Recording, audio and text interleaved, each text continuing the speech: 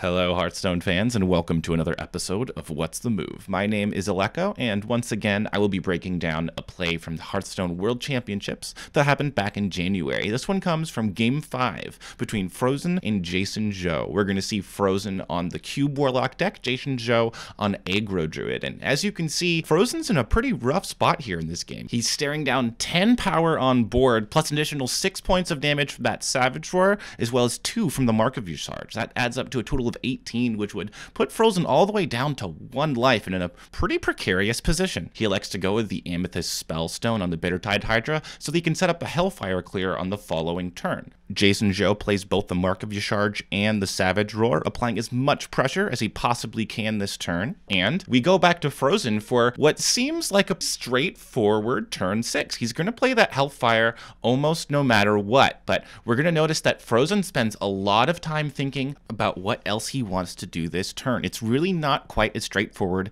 as it might seem at first. So, with all that in mind, what's the move? Quickly.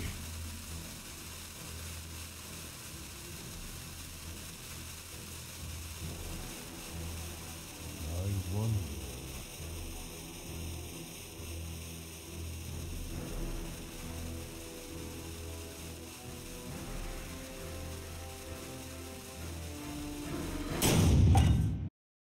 After much deliberation, we can see that Frozen life taps first, to be optimal, of course, and then plays that Hellfire as we expected. Now, there's really only 2 possible decisions that Frozen can make this turn. He can either life tap or he could not life tap. But this little decision that we're going to see here is ultimately what ends up winning Frozen the game. And it's certainly one, at least speaking for myself, that I don't think I would have had the guts to make in a tournament game such as this one. So what kind of logic goes into a decision like this? What will ultimately dictate whether or not it's correct to life tap at such a low life total against an aggressive deck such as Aggro Druid? I think the 2 biggest questions for Frozen here are, 1, does he need the additional card off of life tap in order to win this game? And 2, how much more likely is he to die as a result of the 2 damage that he just dealt to himself? Let's start by answering the latter of these 2 questions. By taking himself from 5 down to 3, he's actually only opening up 1 potential kill this turn, which is Savage Roar plus Hero Power. And we've already seen 1 Savage Roar out of JasonZhou, so the likelihood of him having the second actually isn't that great. We've already seen a Patches be deployed this game, so we don't have to worry about any Patches kills, and there's no reach in JasonZhou's deck, nothing like a swipe that can finish him off. So by taking himself to 3, he is opening up 1 potential kill this turn, which would not have existed otherwise, but he's really not running that big of a risk. He only has to fade the 1 Savage Roar. So if he really does need that extra card to win the game, at least from this perspective, it seems like it makes sense to life tap.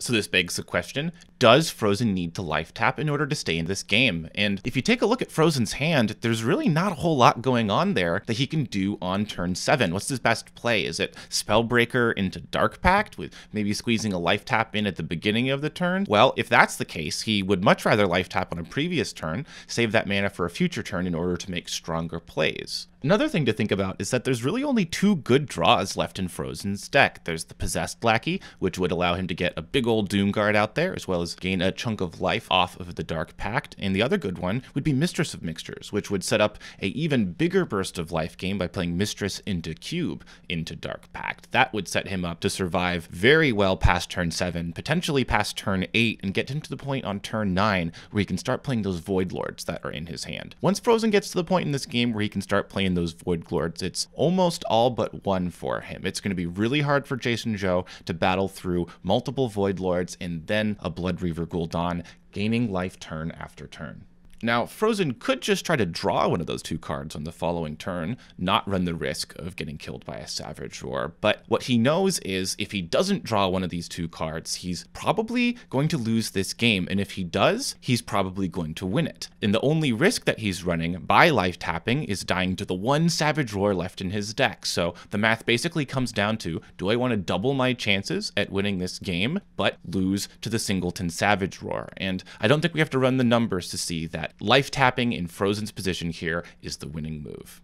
The reason that I chose this particular play for this episode was because I think people will probably get into a position where Frozen was, see that their life total was 5, and instead of trying to crunch the numbers and figure out the logic to see what's actually at risk, they might just have married themselves to the idea already that when they're at such a low life total and against an aggressive deck, you just never want to life tap at all, while in fact the logic here would dictate the opposite. There will of course be a number of games where life tapping in a position like this might get you killed, but in all of those positions, what you have to do, just like Frozen, is actually run through the number of cards that could kill you, determine the likelihood of your opponent having these cards, and then make that judgment call as to whether or not life tapping is worth the risk. As you guys have probably already noticed, Frozen did in fact draw that Mistress of Mixtures off of the life tap, setting him up for that huge burst of life gain on the following turn, and allowing him to get to turn 9 where he could close out the game with his Void Lords and take this crucial Game 5 against JasonZhou. That'll be it for this week. I'll see you guys next time.